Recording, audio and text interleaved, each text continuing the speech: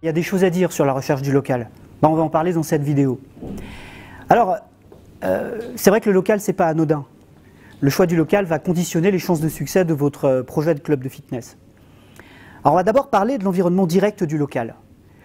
Alors, le local est situé sur une zone géographique, on va dire avec un bassin de chalandise, c'est-à-dire un endroit où se trouvent les futurs clients, de 30 000 à 60 000 habitants. Ça représente à peu près 10 000 à 30 000 foyers, vu qu'en France, il y a 2,3 personnes par foyer, je crois. Il faudra choisir une zone géographique avec une bonne densité de population. Pour vous donner une idée, il y a certaines zones en France où il y a 50 personnes au kilomètre carré et d'autres où il y a 40 000 personnes au kilomètre carré, comme sur Paris par exemple. Il faudra trouver des choses un peu intermédiaires. On va dire qu'une densité de population qui irait de 3 000 personnes au kilomètre carré jusqu'à 15 000 personnes au kilomètre carré, ce serait pas mal. Donc voilà pour la densité de population.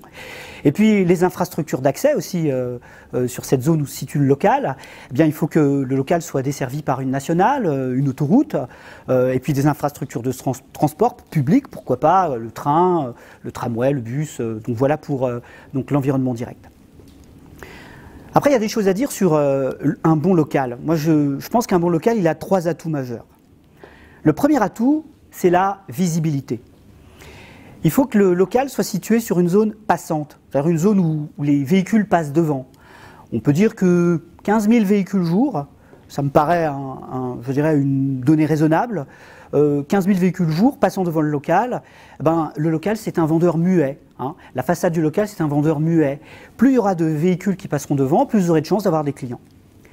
Deuxième atout majeur, l'accessibilité. Alors c'est bien que le local soit visible, mais il faut aussi qu'il soit accessible. Aussi, veillerez-vous à la présence de, au minimum, 40-50 places de parking. Donc voilà. Troisième atout, la fréquentation.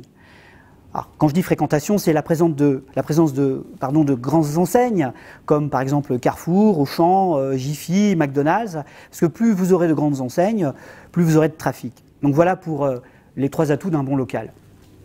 Alors, après, il y a d'autres points à vérifier sur ce local. Alors d'abord, sa surface réelle. Cherchez des locaux entre 300 et 800 mètres carrés.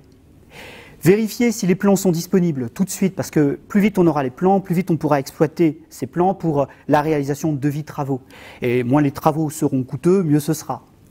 Alors évidemment, veillez à ce que l'état général du local soit sain, propre, pas trop de travaux, une façade propre, avec au moins 4 mètres de façade, au minimum, hein, pour pouvoir poser une belle enseigne, privilégier des façades de plus de 10 mètres, ça c'est vraiment l'idéal. Alors la surface, généralement une surface de plein pied suffit bien, évitez les locaux à étage qui vont nécessiter une remise aux normes au niveau de la sécurité et l'accessibilité. La hauteur sous plafond, on va en parler. Alors le local doit avoir une hauteur sous plafond supérieure à 3 mètres. Privilégier des hauteurs sous plafond de 4, 5, 6, voire 7, 8 mètres. Pourquoi? Parce que même si le local est petit, par exemple 300 mètres carrés, si vous pouvez y adjoindre une petite mezzanine de 120 mètres carrés, vous passerez à 420 mètres carrés. Donc voilà pour la hauteur sous plafond. Alors le prix du local, très important. Privilégier des locaux avec des tarifs de 60 à 110 € hors taxe, hors charge au mètre carré. Pourquoi? Parce que ça nous permettra de cibler des loyers inférieurs à 60 000 € par an. Dernier élément, la taxe foncière, bien sûr. N'excédez pas les 4 000 €, 4-5 000 € de taxe foncière, ça me paraît raisonnable.